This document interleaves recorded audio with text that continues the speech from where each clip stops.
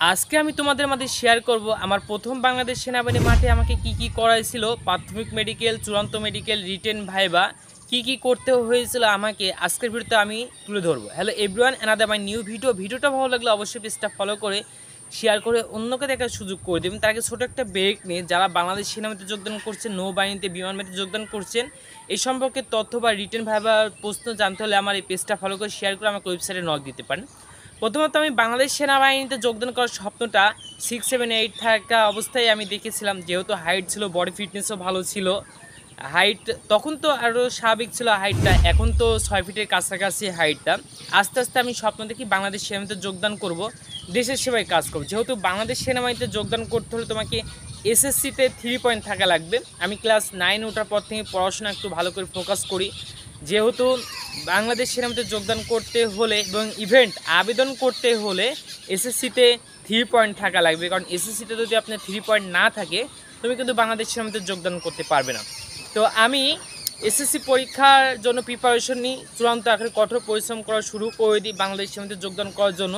আমার ভিতরে প্রবল পরিমাণে স্বপ্ন ছিল দেশের সেবায় কাজ করা, দেশকে এগিয়ে নিয়ে যাওয়া, দেশটাকে রক্ষা করা। আমি এসএসসি পরীক্ষা দেওয়ার পরে কিছুদিন কয়েক মাস পরে রেজাল্ট আসে, রেজাল্টটাও ভালো হয় আলহামদুলিল্লাহ। আমি 2020 সালে বাংলাদেশ সেনাবাহিনীতে পরীক্ষা দিতে চাই। 2020 সালে বাংলাদেশ সেনাবাহিনীতে আমার প্রথম বাংলাদেশ সেনাবাহিনীতে আবেদন করা হয়। আমি অনেক সৈনিক, অনেক ভাইয়ের কাছ থেকে একটা ভালো পরামর্শ, একটা উপদেশ পাওয়ার জন্য অনেকের কাছে হাঁটাহাঁটি করেছিলাম, কিন্তু আমাকে কেউ দিয়েছিল না। আমি নিজেই ইউটিউবে অনেকগুলো ভিডিও দেখতাম, কেউ সঠিকভাবে পরামর্শ দিতে পারতো না, কিন্তু আমি তোমাদের মাঝে সঠিকভাবে পরামর্শ দিব। অবশ্যই পেজটা ফলো করে রাখবে। তারপর আমি নিজে কঠোর পরিশ্রম করা শুরু করে দিলাম। আবেদন করার পরেই দেখছি নভেম্বরে বাংলাদেশ সেনাবাহিনী সার্কুলার ছাড়ছে সৈনিক পদে, তারপর বিভিন্ন পেশায় 2টা সার্কুলার ছাড়ে বছরে। তো আমি পরিশ্রম করা শুরু করে দিলাম। পরিশ্রম করে আমি আমার স্বপ্ন পূরণের জন্য কঠোর পরিশ্রম করা শুরু করে দিলাম। সকালে উঠে দৌড়াতে শুরু করলাম। কেউ কিন্তু আমাকে সাহায্য করেছিল না। কী করতে হয় বডি ফিটনেস ধরে রাখার জন্য কী করতে হয় সবগুলো আমি করেছিলাম। অবশ্যই ভিডিওটা ভালো লাগলে পেজটা ফলো করে শেয়ার করে অন্যকে দেখার সুযোগ করে দিবেন।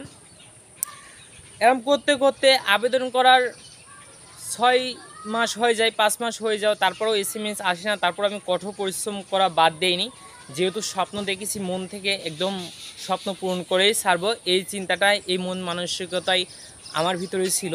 তো এসএসসি পরীক্ষা দেওয়ার পরে নভেম্বর মাসে সেনাবাহিনী সার্কুলার ছাড়ে, তখন আমি বাংলাদেশ সেনাবাহিনীতে গিয়ে আবেদন করি। আবেদন করার পর 4, 5, 6 মাস পরে আমি পরীক্ষার জন্য প্রিপারেশন নেওয়া শুরু করি। দ্বিতীয় পার্টটা দেখতে হলে অবশ্যই পেজটা ফলো করে রাখবেন। দ্বিতীয় পার্টে আমি তুলে ধরবো কী করাইছিল প্রাথমিক মেডিকেল, চূড়ান্ত মেডিকেল, রিটেনে কী করতে হয়েছিল। ভিডিওটা ভালো লাগে অবশ্যই পেজটা ফলো করে দিবেন।